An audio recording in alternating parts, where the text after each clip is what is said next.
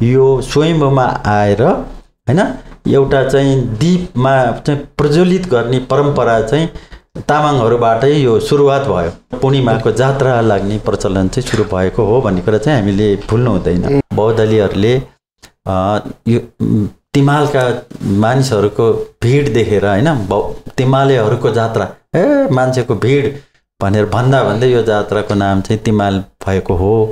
चैत्र पूर्णिमाको व्यापारले बौद्धको मानिसहरूलाई चाहिँ हैन 1 वर्ष खान पुग्थ्यो भन्ने कुरा पनि कहावत छ भने गाउँले परम्परालाई चाहिँ हामीले प्रमोट गर्न सकेनौँ भने हाम्रो लोक साहित्यबाट हामी विलुप्त हुन्छौँ। मैले यो जति पटक विवाह गरे पनि हैन मेरा चाहिँ पतिहरूको चाहिँ हैन मृत्यु किन हुन्छ त? यो बौद्धनाथ क्षेत्र चाहिँ हैन लिच्छवी राजा मानदेवले बनाएका हुन् भन्ने कुरा आउँछ। Welcome to Sailung online podcast. Sailung online पोडकास्टको पछिल्लो एपिसोडमा लेखक एवं अनुसन्धानकर्ता रविन्द्र तामाङ हुनुहुन्छ। उहाँलाई स्वागत छ। दाइ स्वागत छ तपाईँ। धन्यवाद। तामाङ समुदायमा पूर्णिमाहरूको विशेष महत्त्व छ। त्यो महत्त्व मध्येमा पनि चैत्र पूर्णिमाको विषयमा हामी कुराकानी गर्छौँ। बौद्ध स्वयम्भूमा मनाउँदै आएको चैत्र पूर्णिमाको दिन मनाउँदै आएका तेमाल जात्राको विषयमा हामी छलफल र कुराकानी गर्नेछौँ। विशेष गरी तेमाल जात्रा भन्ने बित्तिकै अथवा चैत्र पूर्णिमा भन्ने बित्तिकै तामाङ समुदायको संस्कृति रिमझिम सामाजिक सम्बन्ध लोक साहित्य र सौन्दर्य एवं यसको व्यापारसँग पनि सम्बन्ध गाँसिएको छ। पूर्णिमाहरू तामाङ समुदायको लागि चाहिँ बढी महत्त्व छ नि दाइ, किन त्यो चाहिँ? विशेष गरेर तामाङ समुदाय चाहिँ तामाङ जाति चाहिँ बौद्ध धर्मावलम्बी भएको नाताले उनीहरूको हरेक चाड पर्व र पूजाहरू पूर्णिमासँग सम्बन्धित छ। त्यसै मध्ये एउटा पूर्णिमा चाहिँ चैत्र पूर्णिमा पनि हो। चैत्र पूर्णिमाकै कुरा गर्नुभन्दा पहिला चाहिँ उनीहरूले पनि गोनेङ्या भन्छ हैन भदौ पूर्णिमालाई पनि आफ्नो महत्त्वपूर्ण रूपमा चाहिँ मनाउँछन् भने जेठ पूर्णिमामा चाहिँ उनीहरूले आफ्नो लोकल देवताहरूलाई पूजा गरेर मनाउँछन् हैन। त्यसै गरेर अन्य पूर्णिमाहरूमा पनि उनीहरूको आफ्नो किसिमको पूजा गर्ने परम्परा छ, बौद्ध पूजा गर्ने परम्परा छ र चैत्र पूर्णिमाको चाहिँ विशेष महत्त्व छ। यसको विशेष महत्त्वको किन रह्यो, कसरी चाहिँ यो चैत्र पूर्णिमाको महत्त्व छ भन्ने बारेमा चाहिँ कुरा गर्ने हो भने हामीले काठमाडौँ उपत्यका जतिखेर दह थियो त्यतिखेरको इतिहासलाई हामीले चाहिँ कोट्याउनु पर्ने हुन्छ। जतिखेर काठमाडौँ उपत्यका चाहिँ दहको रूपमा रहेको थियो त्यतिखेर चाहिँ विभिन्न ठाउँबाट हैन भारतबाट विशेष गरी भारतवर्षबाट र चीनबाट पनि केही हैन तपस्या गर्नको निमित्त यहाँ यो आउने गरेका थिए। यसका वरिपरिका पर्वतहरूमा बसेर तपस्या गर्न आउने प्रचलन थियो। त्यही क्रममा भारतको उताबाट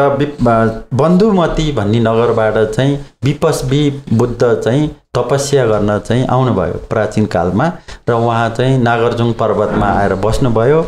र उहाँले चैत्र पूर्णिमाको दिनमा नै एउटा कमलको फुलको बीज चाहिँ यो दहमा छोडिदिनु भयो र त्यसमा चाहिँ असोज पूर्णिमाको दिनमा चाहिँ त्यसमा एउटा कमलको फुलको बीज उत्पन्न भयो र त्यसमा चाहिँ पञ्चतत्त्वको पञ्चज्योतिहरू हैन त्यो कमलको फुलमा चाहिँ पञ्चरश्मि ज्योति उत्पन्न भयो। त्यो ज्योति यति जजल्यमान थियो कि जताबाट हेर्दा पनि त्यसलाई चाहिँ हेरिरहौँ तपस्या गर्ने मान्छेलाई पनि हेरिरहौँ हैन त्यसको महिमा गाइरहौँ भन्ने जस्तो लागिसकेपछि त्यो ज्योति काठमाडौँको हैन दहमा चाहिँ यस्तो राम्रो फुल फुलेको छ जसमा चाहिँ विपस्वी बुद्धले चाहिँ बीजारोपण गरेर कमलको फुल फुलेको छ। त्यसमा पञ्चतत्त्वको चाहिँ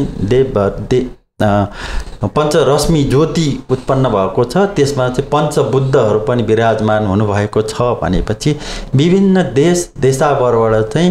अन्य तपस्वीहरू आउने क्रम चल्यो। त्यसै क्रममा चाहिँ विभिन्न ठाउँबाट विभिन्न मानिसहरू तपस्या गर्न आउनुभएको चाहिँ हामीले इतिहासमा पढ्न पाउँछौँ। यो कुरालाई चाहिँ स्वयम्भू पुराणमा चाहिँ अभिलेखीकरण गरिएको छ। त्यस्तै क्रममा चाहिँ अरुण नगरबाट पनि सिखी बुद्ध आएर पनि यहीँको पर्वतमा बसेर काठमाडौँ वरिपरिको पर्वतमा बसेर तपस्या गर्न थाल्नुभयो र यही ज्योतिको दर्शन गर्नुभयो। त्यसै गरी अनुपम नगरबाट पनि विश्वभू भन्ने अर्का व्यक्ति बुद्ध पनि आउनुभयो। त्यसै गरी क्षमावतीबाट पनि कुर्कुछन्न बुद्ध आउनुभयो। बनारसबाट पनि कश्यप बुद्ध लगायतका थुप्रै बुद्धहरू आएर यहाँ चाहिँ तपस्या गर्नुभयो हैन, र साथसाथै त्यो कमलको फुलको दर्शन गर्नुभयो। र पछिल्लो पटक यी सबै अन्य बुद्धहरू चाहिँ भारतवर्षबाट आउनुभएको थियो, विशेष गरेर हैन यो बनारसको वरिपरिको क्षेत्रबाट आउनुभएको थियो भने पछिल्लो पटक यही कुरा सुनेर तिब्बतको पञ्च पर्वतबाट चाहिँ महामुनि मञ्जुश्री पनि आउनुभयो र यहाँ आएर उहाँले त्यो पञ्चरश्मि ज्योतिको दर्शन गर्नुभयो हैन। भक्तपुरमा बसेर दर्शन गर्नुभयो र के वज्रयोगिनी मन्दिरमा बसेर उहाँले चाहिँ चिन्तन गर्नुभयो यो चाहिँ दहको पानी कसरी चाहिँ बाहिर पठाउन सकिन्छ ताकि यो पञ्चरश्मि ज्योतिको चाहिँ दर्शन चाहिँ हामीले नजिकै गएर गर्न सक्छौँ भन्ने चिन्तन गरिरहनु भएको बखतमा वज्रयोगिनी देवीले उहाँलाई चाहिँ खड्ग दिनुभयो, तिमीले यो खड्गको प्रयोग गर र यहाँको पानी फलानु ठाउँबाट काट, कटवालदह, पशुपति, गोकर्ण लगायत हैन चौबारबाट काटेर पठाऊ अनि तिमीले यो ज्योतिको दर्शन गर्न सक्छौ र ताकि विभिन्न ठाउँबाट आउने बुद्धिस्टहरूले चाहिँ हैन पञ्चतत्वको पञ्चबुद्ध मान्ने जो बोधिसत्वको दर्शन गर्न आउँछन् उनीहरूले यो ज्योतिको दर्शन गर्न सहज हुन्छ भनेर भनिसकेपछि उहाँले विभिन्न ठाउँमा अघि उल्लेख गरिएका हैन गोकर्ण, पशुपति, कटुवालदह र चौबारमा काटेर यहाँको पानी पठाइदिनु भयो। त्यसपछि उहाँ सँगसँगै थुप्रै शिष्यहरू पनि आएका थिए र उहाँलाई नै राखेर यहाँ चाहिँ एउटा बस्तीको विकास पनि गर्नुभयो, जसलाई उहाँले जुन बस्तीको विकास गर्नुभयो त्यसलाई मञ्जुपतन सहर भनिन्छ। यो सहर चाहिँ हैन नगर चाहिँ मानव बसोबासको चाहिँ स्वयम्भूको क्षेत्रदेखि करिब यो के वज्रयोगिनको क्षेत्र साकुसम्मको एरियामा चाहिँ यो चाहिँ मञ्जुपतन सहर थियो भनेर भनिन्छ। त्यसपछि उहाँले आफ्नो काम सिद्ध्याउनु भयो, यहाँ चाहिँ लोकल धर्माकार भन्ने मानिसलाई राखेर उहाँले चाहिँ राजा बनाएर हैन त्यहाँको एउटा नेतृत्व बनाएर अब यहाँ चाहिँ तिमीले व्यवस्थापन गर, यहाँको मानिसहरूको व्यवस्थापन गर भनेर जानुभयो। अहिलेको भाषामा राजा बनाएर धर्माकारलाई उहाँ त्यो खड्ग वज्रयोगिनीलाई दिएर उहाँ आफ्नो फर्किनु भयो र जो मानिसहरू हैन के अरे मञ्जुश्रीसँग तिब्बतबाट आउनुभएको थियो, चाइनाबाट तिब्बत हुँदै काठमाडौँमा आएका थिए, त्यसमध्येका केही शिष्यहरू चाहिँ हैन काठमाडौँको वरिपरिको पर्वतमै आएर बसे र तिनीहरूलाई नै चाहिँ तामाङहरू हुन् भन्ने विभिन्न विद्वानहरूको अड्कल छ र अहिलेको भूगोलले हैन उनीहरूको बसोबासले पनि यो इङ्गित गर्छ। यो इतिहासले चाहिँ एउटा सन्देश हामीलाई के दिएको छ भने जतिखेर विपस्पी बुद्धले चैत्र पूर्णिमाको दिन कमलको फुलको बीज रोप्नुभयो त्यो दिन चाहिँ अत्यन्तै पवित्र दिन थियो, चैत्र पूर्णिमा थियो। त्यसैको स्मरणमा जुनमा ज्योति उत्पन्न भयो त्यसैको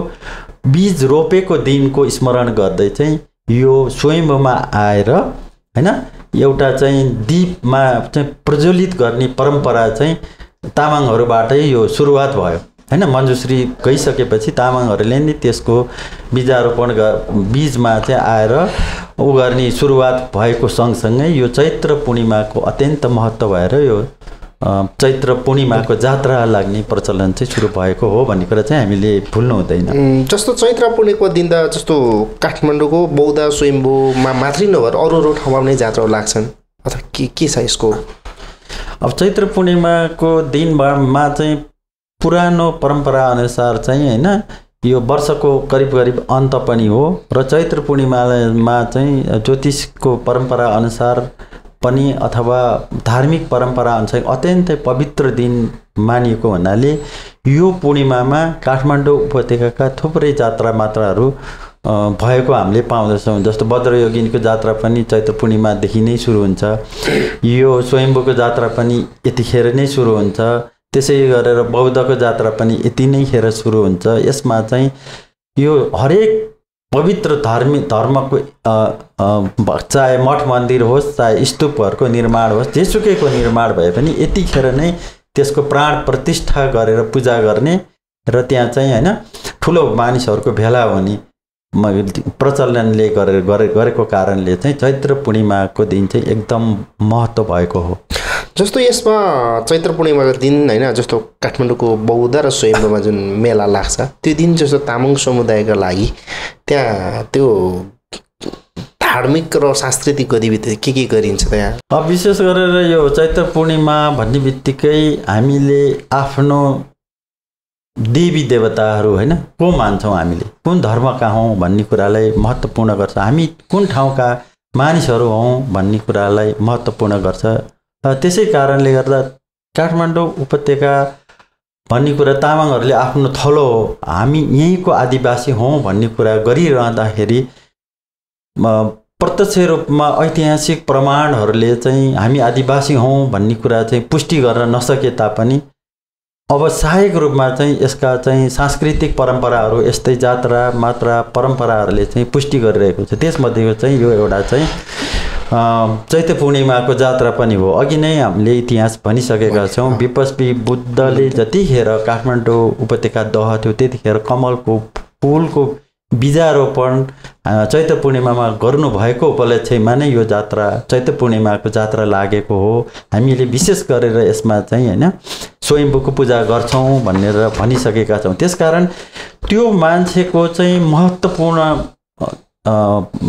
सम्पदा चाहिँ के हो, आफ्नो धर्म के हो, बुद्ध धर्म हो। बुद्धको चैत्य कुन हो त, काठमाडौँको चैत्य कुन हो भन्दाखेरि स्वयम्भू नै हो, सबैभन्दा पुरानो हैन चैत्य पनि स्तूपा पनि त्यही हो। र विशेष गरेर हामीले के बुझ्नुपर्छ भने तामाङहरूले आफ्ना मृतजनहरू हैन, आफ्ना मृतकहरूको जोसुकै भनौँ बुवा मुवा आफ्ना परिवारजन जोसुकै आफन्तजनको श्रद्धाञ्जली व्यक्त गर्न चाहिँ त्यही दिनमा आउँछन्। कहाँ आउँछन्? उसको चाहिँ अस्तुको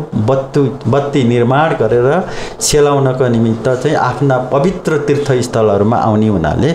त्यसै क्रममा चाहिँ स्वयम्भूमा आउने उनीहरूको परम्परा छ। र पछिल्लो पटक चाहिँ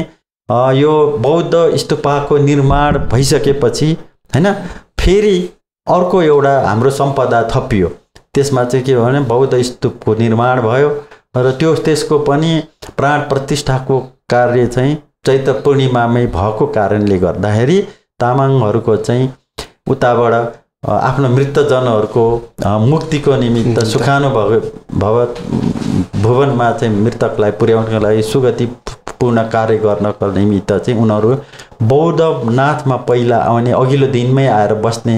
हैन, बेलुका साँझ पख आउने, रातभरि यहाँ बत्ती बाल्ने, भोलिपल्ट पूर्णिमाको दिनमा चाहिँ स्वयम्भूमा गएर यो बत्ती बाल्ने परम्पराको सुरुवात भयो। अब साथसाथै यसमा चाहिँ हामीले बुझ्नुपर्ने कुरा चाहिँ के छ भने नागार्जुङबाट चाहिँ तपस्या गरेर हैन त्यहाँको रहेको स्तूपमा अथवा चैत्यमा बसेर जसले नागार्जुङले विपस्वी बुद्धले जुन तपस्या गरेर फुल रोप्नुभयो, यो नागार्जुङ चैत्य, बौद्ध चैत्य र साथसाथै यो हाम्रो स्वयम्भू चैत्यको तीनवटा तीर्थलाई चाहिँ तामाङहरूले अत्यन्तै पवित्र तीर्थको रूपमा मान्छन् र उनीहरूले बाहिरको तीर्थ मान्दैनन्। यसले पनि के प्रमाणित गर्दछ भने हामी चाहिँ यहीँको आदिवासी हौँ भन्ने प्रमाणित गर्दछ। र यसलाई चाहिँ सांस्कृतिक रूपमा हामीले पुष्टि गरे पनि अर्को दुईवटा प्रमाणले पनि हामी तामाङहरू आदिवासी हौँ भन्ने कुरा चाहिँ सन्देश दिएको छ। र पछिल्लो पटक डाक्टर सेटनको टिमले रुसको हैन पुरातत्वविद सेटनकोले यो बुढा नीलकण्ठ क्षेत्रको धोबीखलाको पण्डित गाउँमा बसेर चाहिँ धोबीखलामा अध्ययन गर्दाखेरि ढुङ्गे हतियारहरू प्राप्त गर्नुभयो हैन। त्यो ढुङ्गे हतियारको विश्लेषण गर्दा पनि यहाँ चाहिँ काठमाडौँ उपत्यकामा चाहिँ 30,000 वर्षदेखि नै यहाँ चाहिँ मानवहरूको बसोबास थियो भन्ने कुरा चाहिँ उहाँले इङ्गित गर्नुभएको छ। र त्यतिखेर चाहिँ ठुलो बस्ती त थिएन, तर मानवहरूको आगमन भइसकेको थियो र तिनीहरूको तामाङहरू यहाँको पुरानो आदिवासी भएको कारणले गर्दा तामाङहरूले आफ्नो कथाअनुसार, आफ्नो आख्यान, आफ्नो वंशावलीमा चाहिँ हामी मञ्जुश्री सँगसँगै नेपाल उपत्यकामा आएका हौँ भन्ने कुरा गरेकोलाई जोडेर हेर्ने हो भने यसलाई प्रमाणित गर्छ र तामाङहरू नै प्राचीन जाति हुन् भन्ने कुरा चाहिँ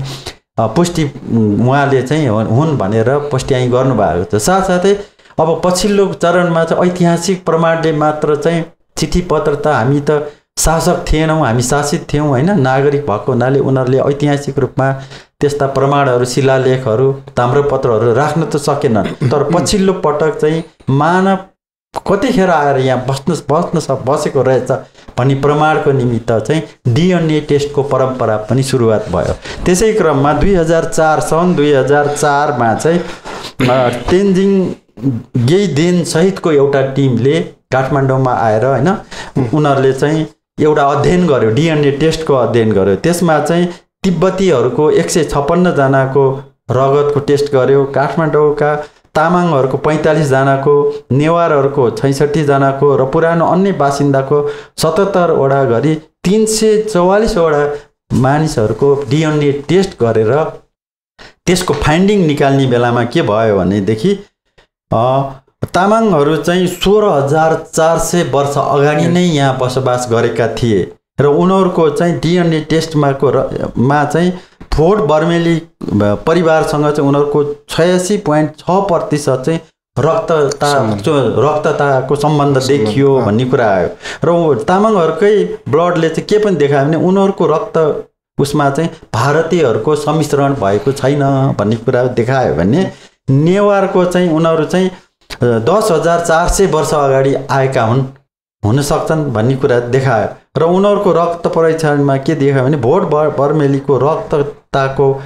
मिश्रण चाहिँ 60.6% भएको देखियो भने उनीहरूकोमा भारतीयहरूको सम्मिश्रण चाहिँ 40% देखियो। यसबाट के हुन्छ भने तामाङहरू पहिला नै आइसकेका थिए र पछि जब सिम्रौनगढ राज्यको पतन भयो होइन, भारतबाट मुसलमान राज्यहरूले लखेटिए र सिम्रौनगढमा आएर बसे, सिम्रौनगढ पनि ध्वस्त भइसकेपछि प्रवेश गरेर चाहिँ जुन काठमाडौँमा आएर जुन पछिल्लो पटकका शरणार्थीहरू बसे उनीहरू नै पछि कालान्तरमा चाहिँ नेवार भएका हुन् होइन। उनीहरू पनि लिङ्ग्विस्टिक सोसाइटी हो, भाषिक समुदाय हुन्, त्यसमा विभिन्न जातिको सम्मिश्रण छ भन्ने कुरा यसले पनि देखायो भने तामाङहरूमा चाहिँ त्यस्तो कुरा देखाएन। प्योर कुरा देखाएको हुनाले हामीलाई चाहिँ सबभन्दा ठुलो प्रमाण ऐतिहासिक प्रमाण होइन, डिएनएकै प्रमाण अहिले वर्तमान कालको डिएनएकै प्रमाणले प्रुभ गरेको। र एकातिर भने अर्को यो चैत्र पूर्णिमासँग सम्बन्धित अघि नै भनेको स्वयम्भू पुराणको कथा, विपस विबुद्धको कथा, यहाँ चाहिँ होइन त्यो ज्योतिको परम्पराको कुराले पनि के इङ्गित गर्छ भने हामी मञ्जुश्रीसँग मात्र आएका होइनौँ, त्योभन्दा अगाडि नै विपस विबुद्धको कालमा नै आइसकेका थियौँ र मञ्जुश्रीसँग चाहिँ आएको कारणले गर्दाखेरि पछि हामी पनि मिस्यौँ। हामी पनि छुट्टै भाषा हुनाले हामी पनि छुट्टै हाम्रो भाषिक समुदाय थियो कि नेवारहरूको जस्तै लिङ्ग्विस्टिक सोसाइटी नै हो कि भन्ने कुरा चाहिँ यसले इङ्गित गर्छ। जेसुकै भए पनि यो चैत्र पूर्णिमाको जात्राले बौद्ध स्वयम्भू नागार्जुन पर्वतलाई जुन पूजा गर्ने हाम्रो परम्परा छ र यहाँको ज्योति भनौँ न, ज्योति काठमाडौँ उपत्यकाको त्यो ज्योतिलाई पूजा गर्ने जुन परम्परा छ र आफ्नो मृतजनको अस्तुलाई ल्याएर यहाँ ल्याएर त्यो ज्योतिमा विलय गर्ने र उज्यालोको यात्रा गराउने आफ्ना होइन मृतजनको गराउने जुन परिपाटी छ, आफूले पनि स्वधर्म कमाउने, तीर्थाटन पनि गर्ने, आफ्ना मृतजनहरूको पनि उ गर्ने। र त्यही दिनमा विशेष गरेर काठमाडौँ उपत्यकाको वरिपरिको डाँडा जुन सिएलको रूपमा बसेको छ त्यो ठाउँमा चाहिँ जुवाइहरूलाई पनि होइन बोलाएर, आफन्तजनहरूलाई बोलाएर पनि खाना खुवाउने प्रचलनले पनि, सामाजिक प्रचलनले पनि हामी आदिवासी हौँ भन्ने कुरा इङ्गित गर्दछ। यो चाहिँ यसको महत्त्वपूर्ण पक्ष हो भन्दा जस्तो बौद्धमा जुन मेला लाग्छ नि पहिलो दिन चाहिँ, जस्तो विगतकोदेखि तपाईँले त अझ त्यो पुस्तकै लेख्नु भएको छ 54 सालमा तेमाल जात्रा, एउटा त तेमाल जात्रा भन्ने पक्षको समुदाय पनि छन् अथवा तेमाल जात्रा भन्ने हुन्छ, अर्कोले चैत्र पूर्णिमा भनेर छ। यो बिचको अन्तर सम्बन्ध अथवा यो बिचको के भन्छ यसलाई, यो द्वन्द्वात्मक पक्ष चाहिँ के हो खास त? किन तेमाल जात्रा भनियो होइन, अथवा तेमाल जात्रा हुनुपर्ने तेमाल जात्रा हो कि चैत्र पूर्णिमा जात्रा खासमा के हो यो जुन अहिलेको अब बौद्ध र स्वयम्भूमा लाग्ने चैत्र पूर्णिमा जात्रालाई? यो मूल रूपमा चाहिँ खगोलीयको हिसाब किताबले भनौँ अथवा ज्योतिष परम्पराको हिसाबले भनौँ अथवा धार्मिक पूजा परम्पराको आधारले हेर्दा चाहिँ, सामाजिक परम्पराले हेर्दाखेरि, समयको परम्पराले हेर्दा, दृष्टिकोणबाट हेर्दा यो चाहिँ चैत्र पूर्णिमाको चाड नै हो। चैत्र पूर्णिमामा होइन फुल मुन हैन पूर्ण रूपमा जुन चन्द्रमाको कला देखिन्छ नि विभिन्न कलाहरू हुँदै हुँदै गएर जब पूर्ण रूपमा पूर्ण मुन हुन्छ पूर्णता भएको उपलक्ष्यमा मनाउने जात्रा नै हो यो चैत्र पूर्णिमाको दिनमा आफ्नो मृतजनहरूको मुक्तिको निमित्त आफूले गरेको साधनाहरूको सिद्धिको निमित्त आफूले कुनै पवित्र कामहरू चैत्य बनाएका छौँ मठ मन्दिर बनाएका छौँ आदि यिनीहरूको राप्ने गर्ने परम्परा भयो हैन विभिन्न सुकर्म गर्ने परम्परा चैत्र पूर्णिमामै प्राचीन कालमा भएको देखिन्छ र यसको पछिल्लो प्रमाण चाहिँ के थियो भने पहिला हाम्रो दसैँ पनि जुन अहिले हामी महान चाड भनेर मान्छौँ नेपालमा हैन त्यो पनि चैत्रमै मनाइन्थ्यो हैन जो पछिल्लो पटक चाहिँ यसलाई चाहिँ सारेको हो हैन असोजमा ल्याएर सारिएको मात्र हो अहिले पनि चैत्र पूर्णिमाको भव्यता तपाईले कुरा गर्नुहुन्छ भने हरेक जात्रा मात्र जो जनस्तरबाट हुन्छ ती सबै जात्रा मात्राहरू चैत्र पूर्णिमाकै दिनमा मनाउने गरेको पाइन्छ हैन दसैँ पनि यही बेलामा विशेष रूपमा मनाइन्छ नेपालमा ऋतुकालीन दसैँको कुरा गर्ने भने 4वटा दसैँ मनाइन्छ यसलाई दशहरा पनि भनिन्छ हैन 4वटा मनाउनेमा 2वटा चाहिँ एक्टिभ छन् एउटा असोजको एउटा उसको एउटा पक्ष त्यो रह्यो भने यो दिनमा चाहिँ पवित्र दिन भएको कारणले गर्दा जे चिताउनुहुन्छ तपाईले त्यो मनोकामना पूरा हुन्छ र भएको उपलक्ष्यमा यो गर्ने भन्ने पुरानो प्राचीन परम्परा सनातन धर्मको परम्परा बौद्ध परम्परा सबै परम्पराबाट यो चाहिँ चैत्र पूर्णिमा चाहिँ उत्तम भएको कारणले गर्दा यो जात्रा हो यसै सन्दर्भमा चाहिँ तपाईले कुरा उठाइहाल्नुभयो चैत्र पूर्णिमाको इतिहास अघि नै मैले भनिसकेँ हैन काठमाडौँ उपत्यकामा विपस्वी बुद्धले जुन फूल कमलको फूलको बीज आरोपण गर्यो त्यसैको उपलक्ष्यमा मनाउनु भएको हो त्यो पनि अर्को एउटा इभेन्ट आएर हैन घटनाक्रम आएर जोडिएको हो र त्यसै गरी पछिल्लो पटक चाहिँ यो बौद्धको स्तूपको निर्माण भइसकेपछि पनि प्राण प्रतिष्ठा पनि चैत्र पूर्णिमामै गरेको कारणले गर्दा यो अर्को इभेन्ट आएर जोडियो हैन त्यो कारणले गर्दा र 3वटा तीर्थहरू भनौं न नागार्जुन हैन त्यसपछि आएर स्वयम्भू पछि आएर हाम्रो बौद्ध जोडेको कारणले यो चैत्र पूर्णिमामा 3वटा तीर्थहरूको चाहिँ महिमा गाउन थालियो र यसको तीर्थाटन गर्ने परम्परा हो हरेक वर्षमा हामीले जेसुकै कर्म गरे पनि एकपटक हामी तीर्थ गर्न आउनु पर्छ हाम्रो मृतजनहरूको बारेमा चाहिँ उसको मुक्तिको लागि पनि हामी सोच्नु पर्छ भनेर जुन तीर्थाटन गर्ने पुरानो प्राचीन परम्परा थियो आफूले कमाएको कुरा दान गर्ने आफ्नो मृतजनहरूको मुक्ति गर्ने हैन हामीले चाहिँ धर्म गर्नुपर्छ धर्म पुण्य कमाउनु पर्छ भनेर जुन परम्परा नै यो चैत्र पूर्णिमाको जात्रा भनौं अथवा पर्व हो यो परम्परा हो एकातिर रह्यो अब पछिल्लो पटक के भयो भन्नेदेखि जब बौद्धनाथ क्षेत्रको निर्माण भयो हैन त्यो भइसकेपछि के भयो भने यसको महिमा लोकलाइजेसन भयो यो त एउटा साधारण महिला झ्याझीमाले बनाउनु भएको थियो कथा अनुसार चाहिँ 2वटा कथा पाइन्छ हैन एउटा चाहिँ नेपालको इतिहास अनुसार चाहिँ यो चाहिँ यो बौद्धनाथ क्षेत्र चाहिँ हैन लिच्छवी राजा मानदेवले बनाएका हुन् भन्ने कुरा आउँछ मानदेवले कसरी बनाए भन्दा उसका पुर्खाले नारायणहिटी जुन अहिले छ त्यहाँनेरि एउटा धारा बनाए त्यतिखेर चाहिँ जनकल्याणको निमित्त चाहिँ मानिसहरूले धेरै काम गर्ने थियो हैन त्यसकारण उहाँ नारायणहिटीमा एउटा धारा बनाए धारा त बनाए हैन जनकल्याणको निमित्त तर पानी आएन अब के गर्ने भनेर राजाले ज्योतिषसँग सल्लाह गरिसकेपछि के भयो भनेदेखि जबसम्म यहाँ 32 लक्षणले युक्त भएको व्यक्तिको चाहिँ के अरे बलि दिइँदैन तब यसम्म यहाँ पानी आउँदैन भन्ने कुरा देखिसकेपछि अब राजालाई चिन्ता भयो अब जनताको निमित्त बनाएको धारा हो हैन जनतालाई नै बलि दिन पनि भएन अब यो राज्यमा चाहिँ को छ त 32 लक्षण युक्त भएको मानिस भन्दा एउटा आफ्नो छोरा मानदेव एउटा आफै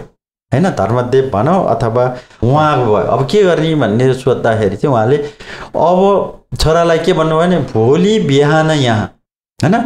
जो मान्छे यो धाराको माथि सेतो लुगा लाएर वस्त्र लगाएर मुख छोपेर सुतेर बसेको हुन्छ त्यसको बलि दिनु हेर्नुहुन्न मुख चाहिँ हेर्नुहुन्न है भनेर भन्नुभयो भनिसकेपछि मान्छे छोराले पनि बाउले भनेको अब राजाहरू थिए उनीहरूले जे आदेश दियो हुन्छ भने भोलिपल्ट बिहान बाउ चाहिँ हैन अब गएर सुतेर बसे र मानदेव बिहान उठेर हेर्दा त त्यहाँ सुतेर बसिरहेको देख्यो होइन। पहिलो प्रहरमा उनले गएर तरबारले चट्ट काटे। चाटिसकेपछि धारामा ठ्याक्कै पानी आयो, तर त्यहाँ जुन धारामा चाहिँ नागहरू यस्तरी राख्ने चलन छ नि, अगाडि फर्केर तपाईँ आफैले गएर हेर्न जानुहोस्, त्यो नाग चाहिँ उल्टो फर्केको छ। उल्टो फर्केको धारा नेपालमा एउटै मात्र छ, नाग उल्टो फर्केको। नागलाई के भयो, होइन छोराले बाउलाई काट्यो, यो पितृ हत्या भयो होइन, यो त अनिष्ट भयो भनेर नागले हेर्न नसकेर त्यो लास हेर्न नसकेपछि ऊ भयो र काटिएको त्यो मानदेवको बुवाको शिर चाहिँ के भयो, उडेर गयो भनिन्छ। एउटा कहावतले उडेर गएर चाहिँ वज्रजोगिनीमा गएर बस्यो भनेर भन्छ। त्यहाँ अहिले एउटा शिर तपाईँले देख्नुहुन्छ, अहिले दीपङ्कर बुद्ध भनेर भनिन्छ होइन, अथवा मानदेवको भन्छ, कसैले विक्रमादित्यको भन्ने कुरा पनि आउँछ। जेसुकै भयो भने त्यो एउटा भयो। अर्को कुरा मानदेवकै हातमा टाँसियो भन्ने पनि ऐतिहासिक कथन छ। टाँसेपछि उनीको त्यतिखेरको लिच्छवीकालीन देवता होइन, इष्ट देवताको रूपमा अत्यन्तै पूजित भएको वज्रजोगिनी पनि थिइन्। उनी यहाँबाट आत्तिएर गए, लौ त मैले त बाउलाई मारेँ, मेरो हातमै टाँस्यो, अथवा बुवाको टाउको उडेर गयो, अब यसको त दाह संस्कार त गर्नु पर्यो भन्दाखेरि कहाँ गयो भनेर जाँदा वज्रजोगिनीको उनी शरणमा पुगेर होइन रोइ कराई गरेर मेरो यस्तो अनिष्ट काम भयो, मैले पितृ हत्या गरेँ आदि इत्यादि भनिसकेपछि वज्रजोगिनीले के भन्नुभयो, म यहाँबाट एउटा होइन चरा उडाएर पठाउँछु होइन, कुखुरा उडाएर पठाउँछु, चरा उडाएर जहाँ गएर बस्छ तिमीले त्यहाँ एउटा स्तूप बनाउनु, त्यो स्तूप बनाइसकेपछि मात्र तिम्रो चाहिँ यो पाप कट्टी हुन्छ भन्नुभयो। वज्रजोगिनी आफैमा पनि के हुनुभएको थियो, उहाँ पनि तिब्बततिरबाट उडेर आउने क्रममा चरा नै हुनुहुन्थ्यो र त्यहाँ वज्राचार्यहरूले उनलाई तान्त्रिक रूपमा चाहिँ तानेर चाहिँ राखेका हुन् भन्ने भनिन्छ। आफै पनि चरा हुनुहुन्थ्यो, उहाँले चरा उडाउनु भयो, त्यो आएर बौद्ध स्तूपमा आएर बस्यो होइन। त्यो कारणले गर्दा राजा मानदेवले चाहिँ यो स्तूप बनाएका हुन् भन्ने एउटा पक्ष छ भने, अर्को हाम्रो तिब्बती बौद्ध धर्मको परम्परामा चाहिँ यो स्तूपको निर्माण चाहिँ झ्याजीमाले बनाउनु भएको हो भन्ने प्रमाण छ होइन। झ्याजीमा भनेको नि वज्रयोगिनी जस्तै एउटा देवी हुन्, उनीहरूको दिदी बहिनीहरू हुन्। र यसको कथामा चाहिँ के आउँछ भने, पहिला चेङ्ग्रेसी भन्ने देवताले चाहिँ करुणामय देवताको आँखा दुईटा जो स्वयम्भूमा तपाईँले देख्नुहुन्छ स्तूपहरूमा देखिन्छ, दुईटा आँखाबाट आँसुहरू झरे। एउटापट्टिको आँसुबाट चाहिँ हरित ताराको जन्म भयो, अर्कोतिरबाट चाहिँ श्वेत ताराको जन्म भयो भनिन्छ। उनीहरूले चाहिँ यहाँ चाहिँ जन्म लिएपछि धेरै मानिसहरूलाई तार्न आएका हुन् उनीहरू होइन, बोधिसत्व जस्तै थिए। उनीहरूले तारे र आफ्नो काम सिद्धिएपछि फेरि फर्के, आफ्नो यो लीला सिद्धिएपछि फर्किसकेपछि उनीहरूले फेरि स्वर्गको राजाको रूपमा उनीहरूको जन्म भयो र उनीहरूले चाहिँ उनीहरूको नाम थियो, एउटाको गाङछुप एउटाको गङ्गा थियो। गाङछुप चाहिँ ले चाहिँ के गरिन्, स्वर्गमा बस्दाखेरि फुल चोरिन्। फुल चोरेको कारणले गर्दा उसलाई पाप लाग्यो, चोर्नु त हुँदैन होइन। पञ्चशीलमा नपरेपछि पाप लागिसकेपछि उनी फेरि धरतीमा पुनर्जन्म लिनु पर्यो र उनले चाहिँ एउटा साधारण परिवारमा झ्याजी माको रूपमा उनी जन्म भयो होइन। त्यसपछि चाहिँ उनले चाहिँ यहाँ चाहिँ अब विभिन्न एउटा चाहिँ व्यापारीहरूसँग त्यतिखेर चाहिँ एउटा परम्परा थियो, व्यापार गर्ने परम्परा थियो, घोडाको व्यापार गर्नेसँग बिहा गरिन्, एउटा छोरा जन्मियो होइन। अब सुँगुर व्यापारीसँग जन्मियो, फेरि बिहा गरिन् होइन, फेरि एउटा छोरा जन्मियो होइन। अनि फेरि कुकुर व्यापारीसँग गर्ने एउटा छोरा जन्मियो, फेरि कुखुरा व्यापारीसँग विवाह गर्ने एउटा छोरा जन्मियो। तर के भयो भने, मैले यो जति पटक विवाह गरे पनि होइन, मैले चाहिँ मेरा चाहिँ पतिहरूको चाहिँ होइन मृत्यु किन हुन्छ त, त्यसकारण मैले ठुलो पाप गरेछु त भनेको कारणले उनले गर्दाखेरि म एउटा चाहिँ जनकल्याणको, तर मनज्ञ धन त उनले कमाइन् होइन, एउटा राम्रो काम गर्छु भन्ने सन्दर्भमा चाहिँ यो राजासँग म एउटा स्तूप निर्माण गर्छु होइन भनेको कारणले गर्दाखेरि उनले राजासँग जमिन माग्न गए। जमिन माग्न जाँदाखेरि यहाँनिर बौद्धमा चाहिँ बनाउनु भन्ने कुरा आयो। उनले चाहिँ कति जमिन चाहिन्छ भनेर राजाले सोद्धाखेरि चाहिँ मलाई यो चाहिँ अलिकति जमिन चाहिन्छ भन्दा उनले बोकेर लगेको थिइन् भनिन्छ। गाईको चाहिँ छाला चाहिँ बोकेर लगेको थिइन् भन्ने कुरा आउँछ। त्यो हुन्छ यति जमिन भए पुग्छ भन्दा झ्याजीमा यति बाठी थिइन् कि यहाँ आएर त्यसलाई धागो जस्तो बनाएर अहिलेको एरिया जिम बनाइसकेपछि यो बौद्ध स्तूपको निर्माण भयो हैन। यत्रो धेरै जग्गाले उसले त थोरै पो भनेको थियो भन्ने कुराको फेरि विरोध गरे, अजङ्गको बनिरहेको थियो, विरोध गरे, स्थानीयहरूले विरोध गरे हैन। तर मैले यो वचन दिइसकेँ उसलाई चाहिँ हैन, यो स्तूप बनाउनले वचन दिइसकेँ, ज्या रुङ खस्यो हैन, मैले काम गर भनेर वचन दिइसकेँ भनेर राजाले केही गर्न नसकेपछि त्यो स्तूप बन्यो। तर उनका छोरा को थिए भन्ने लोकेश्वर थिए, घोडा व्यापारीसँग जन्मेको छोरा लोकेश्वर थिए, सुँगुर व्यापारीसँग जन्मेको मञ्जुश्री थिए, कुकुर व्यापारीसँग जन्मेको वज्रपाणी थियो, कुखुरा व्यापारीसँग जन्मेको चाहिँ छोराको चाहिँ अमिताभ थियो भनेर भनिन्छ। अनि उनी जब उनी सात वर्ष यो स्तूप निर्माणको कार्यमा संलग्न भएपछि उनी पनि बितिसकेपछि त्यो अधुरो रह्यो र बाँकी काम चाहिँ छोराहरूले पूर्ण गरेर यो छोर्तेनको जुन राप्ने गर्ने परम्परा चाहिँ चैत्र पूर्णिमाकै दिनमा परेको कारणले गर्दाखेरि चैत्र पूर्णिमाको पनि महत्त्व भयो, स्तूपको पनि हैन भव्यताका साथ पूजा भयो। र यो घटना चाहिँ हैन लिच्छिविकालतिरको भयो भनिन्छ। हाम्रा नेपालका इतिहासकारहरूले के पनि भन्छन् भने लिच्छिविकालमै सञ्चङ गम्पोको पालामा चाहिँ हैन तामाङहरू आएका हुन्, घोडचढीको सेनाको रूपमा आएका हुन्। यसमा ऐतिहासिक खासै किसिमको त्यस्तो प्रमाण चाहिँ दस्तावेज नभए पनि यो एउटा भनाइले पनि के गर्छ भने हामी उतैबाट आएका हौँ, बुद्धिस्टहरू हौँ हैन थियौँ, अथवा पहिला नै आएका हौँ, अघिनको कथाले पनि हामी विपस बुद्धकै पालामा आएको थियौँ भने अब यसको एट्याचमेन्ट चाहिँ के भयो भने यो बुद्ध धर्मसँग रहेको थियो भनी देखिन्छ। यद्यपि यसको निर्माण चाहिँ 5औं शताब्दीमा भएको हो भनेर भनिन्छ। एउटा कथाले के पनि भन्छ भने जब यो स्तूप निर्माण हुँदै थियो त्यतिखेर यो धुम्बा राईबाट चाहिँ एउटा बङ्गुर आउँथ्यो अरे, बङ्गुर आएर चाहिँ यो स्तूप भत्काउने गर्दथ्यो भने भनिन्छ हैन। अनि के भएछ भन्दा हेर्दाखेरि राति भत्काइदिने, दिउँसो अनि हुँदा यहाँ स्थानीयहरूले झ्याजीमा अब छोराहरूले अब स्थानीयहरूले चियोचर्चा गर्दाखेरि त्यो बङ्गुरलाई समात्यो हैन। कहाँ जान्छ भनेर राति आयो भत्कायो, अनि फर्किँदै गएर चाहिँ यो धुम्बा राईमा गएर त्यो विलिन हुँदो रहेछ। अनि त्यसपछि त्यहाँ पनि अहिले पनि के अरे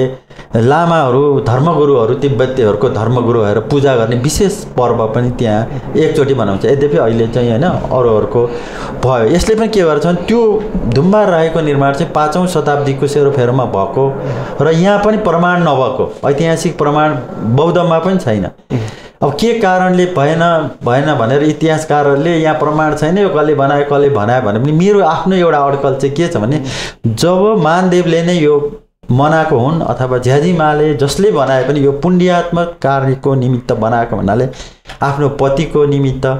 कसैले अनि बाउको निमित्त यो बनाएको कारणले गर्दा यस्तो दुखान्तको रूपमा बनाएको चाहिँ यो एउटा स्तूप भएको कारणले गर्दा यहाँ चाहिँ ऐतिहासिक शिलालेखहरू नभएको हो भन्ने मेरो ठम्याइ छ। र रह्यो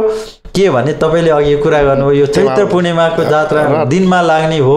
भनेर बौद्धसँग एट्याचमेन्ट चाहिँ चैत्र पूर्णिमाको राप्नेसँग गरेको परम्परा कारणले गर्दा यहाँ पूजा गरेर स्वयम्भूमा जाने, स्वयम्भूको छुट्टै कथा छ, छुट्टै घटना, छुट्टै कालहरू छ हैन। र जहाँसम्म चाहिँ यो बौद्धमा लाग्ने जात्रामा चाहिँ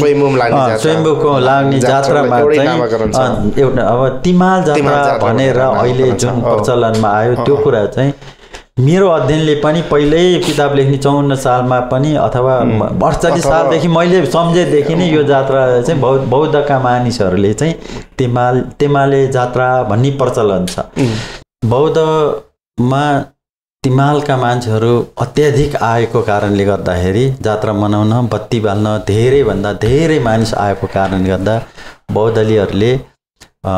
यो तिमालका मानिसहरूको भिड देखेर हैन तिमालेहरूको जात्रा मान्छेको भिड भनेर भन्दै यो जात्राको नाम चाहिँ तिमाल भएको हो भनिरहेको छ। यसमा चाहिँ विशेष कारण के छ भने ऐतिहासिक रूपमा पनि सांस्कृतिक रूपमा पनि हैन भौगोलिक रूपमा पनि तिमालको विशेष महत्त्व भएको कारणले गर्दा त्यो भएको हुन सक्छ। ऐतिहासिक रूपमा तिमालमा चाहिँ गुरु पद्मसम्भवले आएर तपस्या गर्नुभयो हैन। अनि त्यहीँबाट बौद्धमा पनि आएर तिब्बतमा के अरे बौद्ध धर्मको प्रचार गर्न जानुभएको कारणले गर्दा त्यहाँ चाहिँ तेरमा पनि लुकाएर राखेको छ आफ्नो निधिहरू हैन, आफ्नो ज्ञानका कुराहरू लुकाएर राखिएको छ भन्दै तिमालको नाम तेर्माबाट तिमाल भएको हो पनि भनिन्छ। त्यहाँ नै उहाँकै कृपाले बोधि चित्तमालाहरू पनि फलेको हो भनेर भनिन्छ हैन। त्यहाँनिर बौद्ध धर्मको प्रचार प्रसार पनि पहिला नै भएको थियो तामाङहरूमा हैन। त्यो एउटा कारण धार्मिक कारण हो भने दोस्रो कारण चाहिँ ऐतिहासिक रूपमा चाहिँ त्यहाँ के भएको थियो भने पछिल्लो कालमा 1819 सम्म रेन्जेन दोर्जेको शासनकाल रहेसम्म चाहिँ त्यहाँ चाहिँ तामाङहरूको राजा पनि थियो हैन हैन। त्यहाँ नै पृथ्वीनारायण शाहका सेनाहरूले गोर्खाली सेनाले उहाँलाई चाहिँ हैन जित्न नसकेपछि मित लाउने बाहनामा खोलामा हैन मित लाउने बाहनामा बोलाएर हत्या गरेको चाहिँ इतिहास पनि छ। त्यो दोस्रो कुरा भयो। त्यसै गरेर भौगोलिक रूपमा पनि त्यसको के महत्त्व थियो भने जति पनि मान्छे तिब्बत जान्थे, जति पनि मान्छे ग्यागर हैन भारतबाट प्रवेश गर्थे, काठमाडौँ प्रवेश गर्ने, काठमाडौँबाट तिब्बत प्रवेश गर्ने एउटा मार्गमा चाहिँ एउटा महत्त्वपूर्ण स्थान चाहिँ तिमाल भएको नाताले गर्दाखेरि त्यहाँ तामाङको राजा पनि भयो, बौद्ध धर्मको विकास पनि भयो हैन। त्यसरी भौगोलिक रूपमा पनि महत्त्व भएको हुनाले त्यहाँ पहिला नै जागृत भयो र गुरु पद्मसम्भवले नै बताउनु भएअनुसार बौद्धनाथ क्षेत्र चाहिँ पछि गएर तिब्बतमा गएर चाहिँ यसको प्रचार प्रसार गर्नु भइसकेपछि उनीहरूमा त्यसको जागरण पहिले आएको कारणले गर्दा पनि हो। र पछिल्लो कालमा चाहिँ आउने क्रम त थियो, बौद्धमा आएर बौद्ध निर्माण भइसक्यो 5औं 6औं शताब्दीदेखि यसको चाहिँ यात्रा सुरु भयो हैन। यहाँ स्वयम्भूमा चाहिँ स्वयम्भू जात्रा चाहिँ चैत्र पूर्णिमा लाग्ने परम्परा पहिल्यै सुरु भइसकेको थियो। यता बौद्धमा राप्ने भइसकेपछि यहाँ नि चैत्र पूर्णिमा आएर बत्ती बालेर धर्म कमाउने परम्परा सुरु भइसकेको थियो भने अझ विशेष गरेर यो रेन्जेन दोर्जेको जब विभत्स रूपमा हत्या भइसकेपछि उसको मृत आत्माको शान्तिको निमित्त चाहिँ अत्याधिक धेरै मान्छे आएर हैन यहाँ बत्ती बाल्ने परम्परा चाहिँ उत्कर्षमा पुगेको कारण र त्यो भिडको कारणले पनि तिमाल जात्रा नाम भएको हो। त्यति मात्र होइन, अर्को कुरा पनि म थपिहालेँ। उनीहरू तिमालबाट आउँदाखेरि जतिखेर बाटोघाटो थिएन 20 सालसम्मको इतिहासको हामीले अवलोकन गर्ने हो भने तिमालहरू दाप्चा हुँदै हैन भक्तपुर हुँदै हिँडेर आउने क्रममा चाहिँ महिलाहरूले आफ्ना सुनहरू यहाँ हैन जात्रा मात्रमा जानुपर्छ भनेर सुनमा पाइन हाल्दै आउने भयभरको चाहिँ हैन ऊ लगाएर आउने भने पुरुषहरूले पनि सजी सजाउ भएर आफूले कति पैसा कमाएको थियो हैन विभिन्न काम गरेर कति पैसा त्यो सबै काम पैसा पनि यहाँ खर्च गर्ने हैन यहाँ चाहिँ खर्च गर्ने भन्ने कुरा पनि छ। त्यसको साथसाथै के छ भने बौद्धमाकै तपाईहरुले अध्ययन गर्नुभयो भने पछिल्लो पटक यो नयाँ पत्रिकामा टासी लामाको लेख पनि आज शान्ति बहिनीले प्रकाश त्यसले पनि के भन्छ भने मेरो अध्ययनले पनि के भन्छ भने यहाँको मानिसहरुसँग कुरा गर्दा त्यो तिमाल चैत्र पूर्णिमाको जात्रामा आउने तिमालको मानिसहरु र अन्य मानिसहरु आउने भिडले गरेको व्यापार त्यतिखेरको व्यापार भनेको जात्रामा के हुन्थ्यो चाड हुन्थ्यो सेल हुन्थ्यो हैन यस्तै तरकारीहरु हुन्थ्यो मासुहरु हुन्थ्यो यस्तो व्यापारले एक चैत्र पूर्णिमाको व्यापारले बौद्धको मानिसहरुलाई चाहिँ हैन एक वर्ष खान पुग्थ्यो भन्ने कुरा पनि कहावत छ भने उनीहरूले वर्षभरिको कमाएको खर्च गर्छ भन्ने कहावत यी सबै कहावतहरु को कारणले गर्दाखेरि त्यो मानिसहरुको भिड चाहिँ बढी भएको कारणले यहाँ बौद्धको मानिसहरुले तेमालेहरुको जात्रा मान्छे तिमालका मान्छेहरुको जात्रा भन्दै त्यसको नाम चाहिँ तिमाल जात्रा भएको हो। यद्यपि यो बौद्धमा मात्र तिमाल जात्रा भनिन्छ हैन त्यो भन्दा स्वयम्भूतिर गएपछि यसलाई चैत्र पूर्णिमाकै जात्रा भनिन्छ अनि के भनिन्छ स्वयम्भू जात्रा नै भनिन्छ हैन र समग्रमा यो यसको मूल कुरा चाहिँ चैत्र पूर्णिमाकै जात्रा हो। अब बौद्धमा लाग्यो भने बौद्धको जात्रा भयो हैन अब स्वयम्भूमा लाग्यो भने स्वयम्भूको जात्रा नागार्जुनमा लाग्यो भने नागार्जुनको जात्रा हो। यो आफ्नो आयाम हो कुन मान्छेको महिमा बढाउने भन्ने कुरा हो। त्यसो गर्दा के देख्यो भने अहिले तिमाल जात्रा पनि भन्यो हैन चैत्र पूर्णिमा जात्रा छ। अब तिमाल जात्रा भनि त जस्तो हामी यो बौद्धबाटै पश्चिम बेलका तामाङहरु त ओजेलमा अथवा छाईमा परेको देखिन्छ हैन त्यसमा त जस्तो तिमाल जात्रा नामले गर्दा हो कि अथवा त्यो चैत्र पूर्णिमाको सम्बन्ध उनीहरुसँग नभएर होला अथवा त्यसो हुँदा त फेरि तामाङ समुदायमा पूर्णिमाको महत्त्व छ। अब पूर्णिमाको महत्त्व छ यो महायानी बौद्ध धर्म परम्परामा छ नै र इतिहासले पनि हामीले जति पनि कुराकानीहरु गर्यौं यतातिर तामाङहरुको राज्य नै थियो त्यसलाई चाहिँ गोर्खालीहरुले अपदस्थ गरे भन्ने सेन्टर पोइन्टमा थियो भन्ने, अहिले पनि हामीले तिमालमा यहाँ संस्कृतिहरू बोल्यो भने तिमाल जानुपर्छ भन्ने, बुद्ध चित्तमाला त्यहीँ पाउने, गुरु पद्म सम्बन्धी तपस्या गरेको ठाउँ त्यही नै हो, राज्यबाट चाहिँ ट्याक्स उठाउने ठाउँ पनि त्यही हो, सेन राजाको अधीनमा भए पनि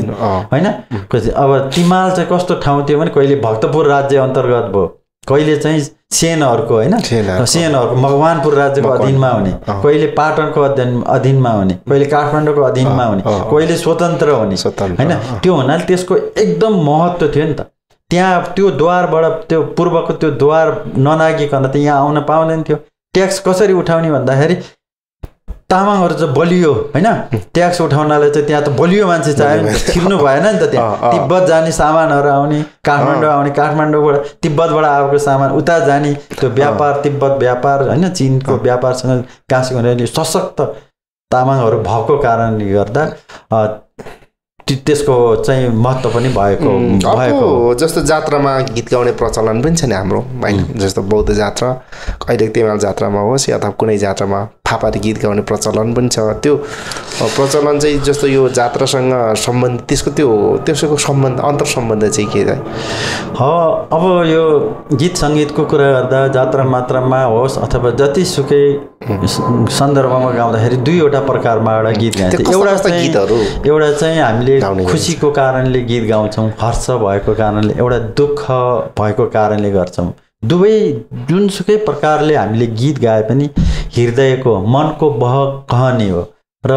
आफ्नो शरीरलाई हलुको बनाउनु भयो। दुःखको गीत पोखिसकेपछि होइन, अरूलाई सुनाइसकेपछि हल्का हुने हो, सुखको गीत पखाइसक्यो भने हल्का हुने हो। त्यसै क्रममा यो चैत्र पूर्णिमाको जात्रामा आफ्ना मृतजनहरू होइन, मरेको नाममा श्रद्धाञ्जली पनि सुगति होस् भनेर उनीहरूलाई भनिसकेपछि आफूले पनि धर्म गरियो होइन। अब आफ्नो पनि आशोचहरू फुक्यो होइन। यहाँ बत्तीमा अस्तो ल्याएर बत्ती बालिसकेपछि आफ्ना 3टा तीर्थमा नेसोममा आएर बत्ती बालिसकेपछि फुक्यो नि त होइन, आफ्ना दुःखहरू फुक्यो नि त। अब त के त रमाइलो गर्नुपर्छ भन्ने अर्थमा पनि भयो। एकातिर यहाँ धर्मको गीत गाइन्छ भने अर्कोतिर होइन सुखका गीत, माया प्रीति। अबदेखि नयाँ संसार बसाउनु पर्यो नि त, कति विरहमै बसिरहने होइन। मेरो बुवा बित्नुभयो, मेरो भाइ बित्यो, मेरो श्रीमती बित्यो, मेरो छोराछोरी बित्यो भनेर त्यो सधैँ बसिरहने चाहिँ प्रेरणा चाहिँ यो जात्राले दिँदैन। यो जात्रामा आएर आफ्ना मृतजनहरूलाई सुगति मार्ग अमिताभ लोकमा पठाइसकेपछि दाङसाल बत्ती बालेर उज्यालोको यात्रामा हामीले पठाइसकेपछि फेरि हामी सांसारिक कर्ममा फर्किनु पर्दाखेरि यहाँ दुईवटै गीत गाइन्छ होइन। सुखका गीत पनि गाइन्छ, दुःखका गीत पनि गाइन्छ, धर्मका गीत पनि गाइन्छ। यो परम्परामा चाहिँ को मौलिकता भनेको यो पनि हो। त्यसकारण यो मौलिक परम्परालाई चाहिँ यो क्यासेटको परम्परा आदि इत्यादि कारणले बिक्री वितरण गर्ने, अहिले पछिल्लो कालमा कन्सर्ट गर्ने परम्पराले चाहिँ एकदम लोप हुने, जस्तो त्यो लोप हुने अवस्था हराउँदै पनि गएको देखिन्छ। त्यसलाई हैन हराउँदै गएको देखिन्छ, किनभने एकातिर ढ्वाङ बजाउने, अर्कोतिर गाउँका हैन दुःख सुख गरेर आउने मानिसहरूले कुनामा बसेर 2-4 जना मान्छे हैन भेटेर गीत गाउने परम्परा भनेको त छुट्टै परम्परा हो। उनीहरूले के भने हुन्छन् भने हरेक वर्ष उनीहरूले गीत गाउँछन्, छुट्टिने बेलामा फेरि अर्को जात्रामा आएर हामी भेटेर गीत गाउँला है भनेर भन्ने क्रम छ। अब 4 जनाले गीत गाउनु र ढ्वाङ बजाउँदाखेरि त त्यो स्पिकर बनाउँदा फरक छ। यहाँनिर हामी सबै गीत सङ्गीत अथवा हामी आफै रौसी जाति हो, गीत सङ्गीतमा हामी धनी छौँ बागमती प्रदेशमा हैन। हाम्रो गीत निकाल्यो भने नेपालको लोक सङ्गीतमै हुन्छ। त्यसकारण हामीले चैत्र पूर्णिमाको दिनमा चाहिँ के गर्नुपर्छ भने यो लोकगीत परम्परा जुन फाबरे गीत गाउने परम्परा, डम्फु बजाएर गाउने परम्परालाई चाहिँ हामीले प्रमोट गर्न सकेनौँ भने हाम्रो लोक साहित्यबाट हामी विलुप्त हुन्छौँ, हाम्रो अस्तित्व मौलिकता पनि नाश हुन्छ भन्ने कुरा गीत सङ्गीतका व्यक्तिहरूले त्यो दिन चाहिँ कन्सर्ट नगर्ने अनि आफूहरूले पनि लोक सङ्गीतका के गीत गाउँछन्। गेडाहरू पूर्वका भाकाहरू के थियो, पश्चिमका भाकाहरू के थिए, सिन्धुपाल्चोकको के थियो हैन, अर्कोको भाकाहरू के थियो भनेर सुन्नु जरुरी छ। अघि नै तपाईँले भनेको कुरा चाहिँ एउटा मैले जोडिहालेँ, किन चाहिँ यो नुवाकोटको पछाडि हैन अब रसुवातिरको भेगका मानिसहरूमा तिमाल जात्रा अथवा चैत्र पूर्णिमाको महत्त्व भएन भन्ने कुरा चाहिँ तपाईँले गर्नुभएको छ। तपाईँले इतिहासलाई अघि हामीले डिस्कसनको बेलामा गर्दाखेरि पनि के भयो, होइन मञ्जुश्री पनि उतैबाट आउनुभयो काठमाडौँसम्म आउनुभयो फेरि यतैबाट फर्केर जानुभयो जुनसुकै व्यक्तिहरू आए पनि यो तपस्या गर्नुभयो फेरि भारततिरै जानुभयो अन्य बुद्धहरू भारततिरै जानुभयो मञ्जुश्री चाहिँ होइन तिब्बततिर फर्किनुभयो चाइनातिर फर्किनु भएपछि त्यसको लाइट चाहिँ उता गएन एउटा कुरा दोस्रो कुरा चाहिँ त्यहाँ मानवको बसोबास चाहिँ अलिक पर थियो होइन पछि अथवा पछिल्लो कालमा चाहिँ अरूहरू आएका हुन् कि यहाँ काठमाडौँ आउने विभिन्न पटक चाहिँ तामाङहरूको समूहहरू आएर बसोबास गरेको हो यो ठाउँमा होइन त्यसकारण उहाँहरू चाहिँ अलिक पछाडि आउनुभयो कि भन्ने कुरा हो यद्यपि उहाँहरूले चाहिँ तिमाल जात्राको दिन अथवा चैत्र पूर्णिमाको दिन यो नेसोम होइन स्वयम्भू नागार्जुन बौद्धको पूजा गर्न नआए पनि अन्य बेलामा चाहिँ यो तीर्थलाई अत्याधिक महत्त्व दिनु नै भएको छ यो चाहिँ हाम्रो महायानी बौद्ध लामा बौद्ध धर्म परम्पराको एउटा महत्त्वपूर्ण पक्ष हो जस्तो यो पछिल्लो जात्राको पहिलोको जात्रा र अहिलेको जात्राको त भिड देख्दा त त्यतिकै भिड देखिन्छ तर यो युवा पुस्ताले चाहिँ यो जात्राले कसरी हेर्छन् होला है अब यो पहिलाको यो जात्राकै कुरा गर्ने हो भने यो जात्रा चाहिँ साँझ पख होइन बेलुकी पख चाहिँ जात्रामा बौद्धमा भेला हुनु पर्थ्यो र जब चन्द्रोदय हुन्थ्यो होइन पूर्ण रूपमा जुन देखिन्थ्यो त्यसपछि चाहिँ बत्ती बालेर के अरे बत्ती बालेर आफ्नो मृतजनको नामको बत्ती बालेर यो स्तूपको परिक्रमा गर्दै अनि आफ्ना मृतजनहरूको होइन प्राणीदान भनौँ मोवा गर्दै होइन उसको चाहिँ श्रद्धाञ्जली अर्पण पूजा गर्दै बत्ती बालेर उज्यालोमा पठाउने मन्त्रहरूद्वारा आफ्नो शास्त्रहरू पढेर चाहिँ सुखानुभूति भुवनमा जाऊ भन्ने होइन त्यो परम्पराबाट सुरु भएको थियो फेरि त्यसमा चाहिँ साधना र त्यो दीपको प्रज्वलनको सम्बन्ध चाहिँ के हो जतिखेर चाहिँ पूर्ण रूपमा चन्द्रमा देखिन्छ त्यतिखेर थियो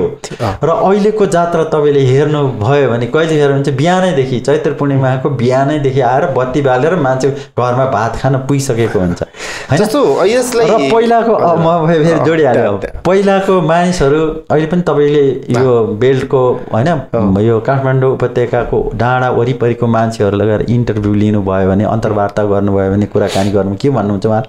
जो व्यक्तिको होइन बुवा अथवा मुवा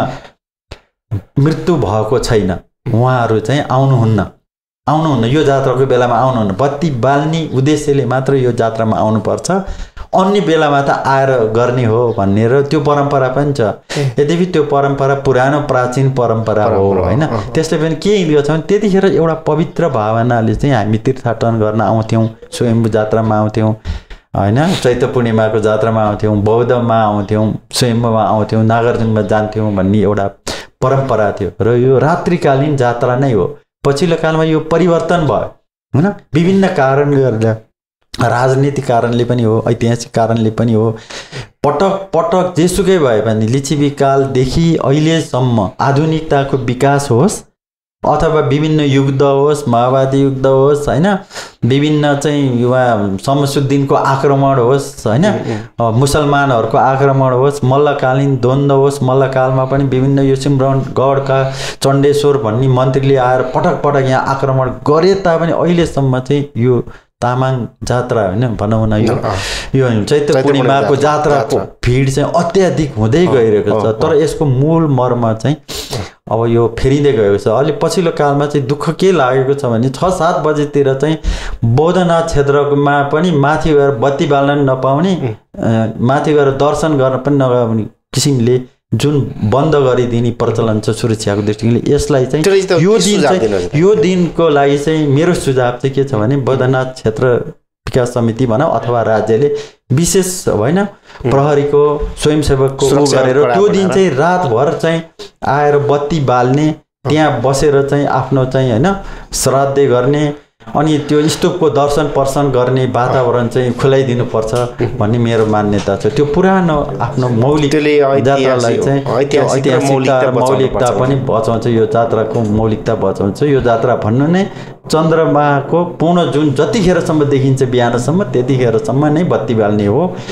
मवा गर्ने हो भन्ने कुरा चाहिँ यो कुरा चाहिँ बुझ्नुपर्छ भन्ने मलाई लाग्छ जात्राले विकृतिहरू पनि सृजना गर्छ नि त त्यसमा चाहिँ के छ तपाईको अब विकृतिहरू त अब जुनसुकै कुरामा पनि सिर्जना हुन्छन् त्यो मानवको मान्छेको चाहिँ एउटा होइन सभ्यताको कुरा पनि हो संस्कृतिको कुरा पनि हो त्यो आफैले सुधार गर्नु जरुरी छ र त्यसलाई चाहिँ कन्ट्रोल भनेको चाहिँ अब राज्यले गर्ने होइन समितिले गर्ने वन क्षेत्र समितिले राज्यले स्वयं आफैले पनि होइन स्वयंसेवकले पनि गराउने हो तर जबसम्म यो जात्रामा आउने मानिसहरू पवित्र भावनाले आउँछन् भन्ने त्यसमा चाहिँ त्यस्तो फरक पर्दैन र अन्य भावनाले आउने होइन आयो भने त्यो विकृति हुन्छ त्यसलाई चाहिँ निरूपण गर्नलाई राज्यले आफ्नो शक्तिहरू प्रयोग गर्नुपर्छ सम्झाउन सुरक्षाको रणनीतिहरू अपनाउनु पक्षलाई बलियो बनाउनु पर्छ नै भन्ने हो त त्यस्तो भइरहेको त त्यसले व्यवस्थापनको पक्ष नै तर जस्तो त्यही यसको संरक्षण प्रवर्धन गर्नको लागि अहिले भइरहेको प्रयासहरू चाहिँ कस्तो छ त तपाईँले देखिएको अब यो राज्यले चाहिँ अब यो अहिन्दू चाड भएको कारणले जात्रा भएको कारणले एकातिर यसले राजकीय मान्यता प्राप्त गर्न सकेको छैन यसलाई राज्यले पनि के गर्नु पर्यो मान्यता दिनु पर्यो एउटा कुरा दोस्रो कुरा यसलाई बिदा दिने 2 दिन बिदा दिने परम्परा सुरुवात हुनु पर्यो चैत्र पूर्णिमाको दिनमा अघिल्लो दिन र भोलिपल्ट पूर्णिमाको दिन बिदा पाउनु पर्छ भनेर तामाङहरूले बौद्धनाथ क्षेत्र समिति र बौद्ध धर्मावलम्बीहरूले यसको आवाज उठाउनु पर्यो यद्यपि हामी टिकट त प्रकाशन भइसकेको छ साथसाथै राज्यले पनि छुट्टै बजेट छुट्याउनु पर्यो जसरी पशुपतिमा शिवरात्रि हुँदा बाल चतुर्दशी हुँदा बजेट छुट्याउँछ होइन त्यसै गरेर यसको बौद्धनाथ क्षेत्र समितिलाई अथवा कसलाई बजेटको थुप्रो व्यवस्थापन गरेर यो जात्राको निमित्त भनेर मात्र छुट्टै बजेटको व्यवस्था बिदाको व्यवस्था विशेष सुरक्षाको व्यवस्थाको निमित्त प्रहरी स्वयंसेवकहरू खटाउने गरियो भने र एकदम व्यवस्थित रूपमा चाहिँ यहाँ स्टलहरूको व्यवस्थापन होइन तामाङ फुड फेस्टिभलहरूको अथवा बौद्ध धर्मका सामानहरूको मात्र बिक्री वितरण गर्ने र त्यो दिनमा चाहिँ जाँड रक्सी आदि इत्यादिको बिक्री वितरण नगर्ने हो भने पवित्र भावले सुपथ मूल्यमा चाहिँ यो के अरे बत्तीहरूको व्यवस्था पनि गर्ने हो भने यो जात्राको महिमा एकदम सम्बन्धित निकायले गर्नुपर्छ व्यावसायिक हिसाबले के छ त्यो बत्तीहरू त्यहाँ राख्छ त्यो बत्तीहरू पनि अलिकति महँगो हुँदै जान्छ त्यसपछि अर्को त्यो मौलिक जस्तो तामाङ फुडहरूको त कुरै छैन त्यहाँ होइन अर्को कुरा हुन्छ त्यस्तो त्यहाँ सामान्य हिसाबले हेर्ने पनि अहिले त व्यावसायिक अन्ततिर गइरहेछ नि त होइन जस्तो तामाङ फुडहरूको त हामीले देखिँदैन देख्नै पाइँदैन त्यस्तो छँदै छैन होइन त्यसको व्यावसायिक अन्ततिर गएर त त्यस्तोलाई त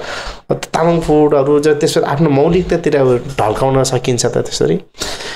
अब किन नसक्नु शिवरात्रिकै तपाईँले कुरा गर्नुहुन्छ भने त्यहाँ कति पनि सामानहरू बिक्री वितरण हुन्छ पछि 1 महिना पछिसम्म पनि हामीले शिवरात्रिमा आएको सामानहरू किन्न सक्छौँ त्यसै गरेर जात्रा चाहिँ बौद्ध धर्मसँग सम्बन्धित तामाङ जातिसँग सम्बन्धित भएको हुनाले तामाङ कल्चरहरूका प्रवर्धन गर्न सक्ने सामानहरू र बौद्ध धर्मलाई प्रवर्धन गर्ने सामानहरू राखेर यसलाई चाहिँ व्यवस्थित रूपमा प्रवर्धन गर्ने भोजनहरूको कुरा पनि मान्छेहरू त आउँछन् नि त खाना खानु जात्रामा आउँछन् 2 दिन कहाँ टोइलेट जाने भन्ने चाहिँ व्यवस्था छैन यहाँ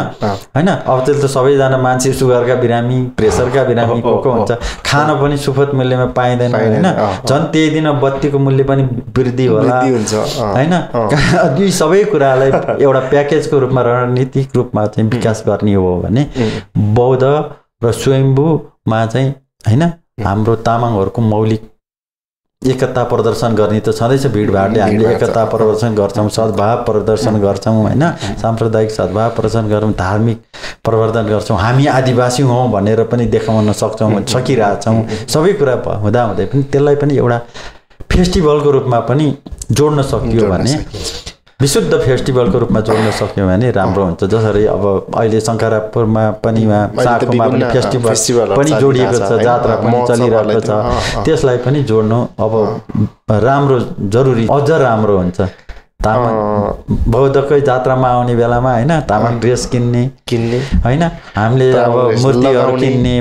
भगवानका मूर्तिहरू किन्ने माला बुद्ध चित्त मालाहरू किन्ने तामाङका मौलिक फेस्टिभल खानाहरू खाने भन्ने कुरा चाहिँ नहुन सक्दैन यसलाई राम्रोसँग व्यवस्थित रूपमा चाहिँ अघि बढाउनु जरुरी पनि छ र बुकहरू पनि निकाल्नु पर्यो होइन अथवा ब्रोसरहरू पनि निकाल्नु पर्यो जात्राहरूको यही जात्राको महिमाको बारेमा पनि कुराहरू ब्रोसरहरू निकाल्नु पर्यो, पुस्तकहरू निकाल्नु पर्यो हैन। त्यो कुरा चाहिँ गर्नु जरुरी छ। अहिले पछिल्लो चरण के छ भने प्रचार प्रसारमा पनि कमी देखिन्छ नि। र यो जात्राको विषयमा त प्रचार प्रसारको हिसाबले पनि कमी देखिन्छ, त्यसमा मिडियाको पनि त्यति भूमिका बोक्दा। अब त्यस व्यवस्थापन पक्षको कमी कमजोरी हो या अथवा जस्तो तपाईँहरू जतिको लेख अनुसन्धान गर्दा खोज अनुसन्धान गर्दाको लेखहरू पनि आएको कमी देखिन्छ, त्यसमा चाहिँ कहाँनिर हामी चुकेको? अब हामी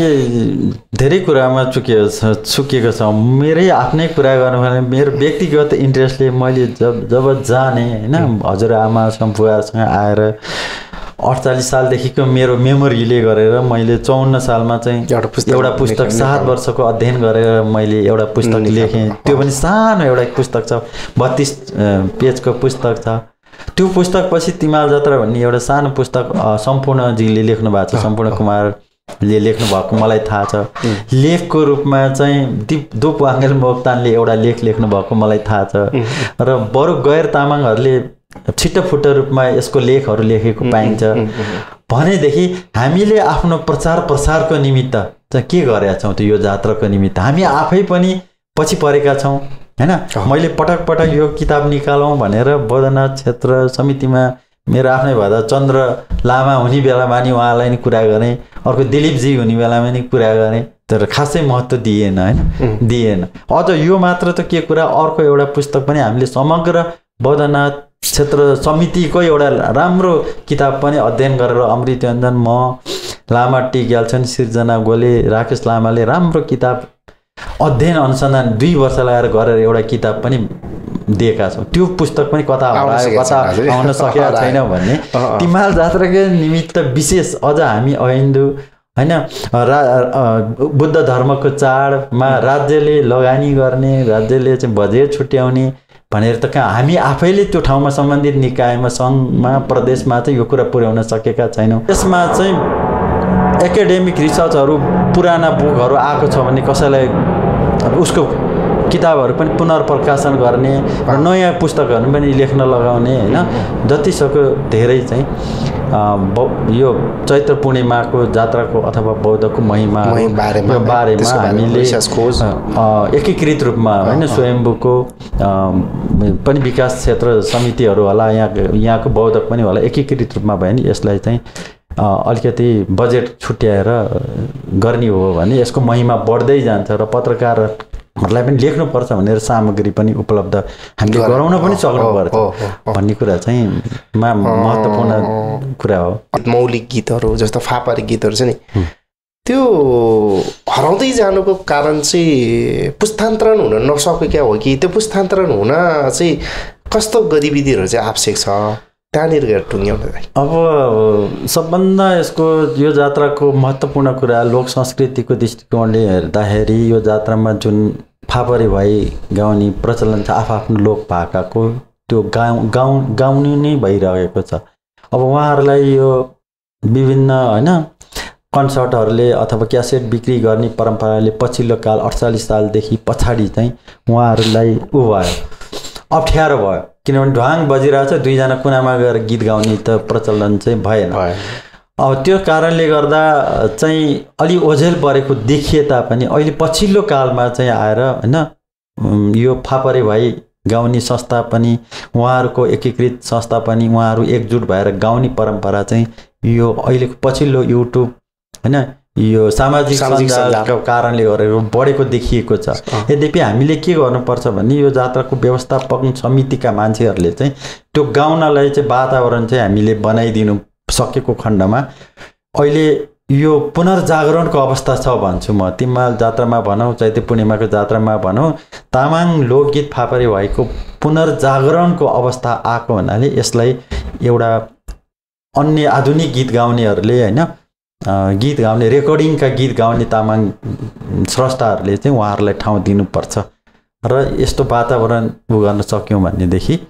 लोकगीतको संरक्षण हुन्छ।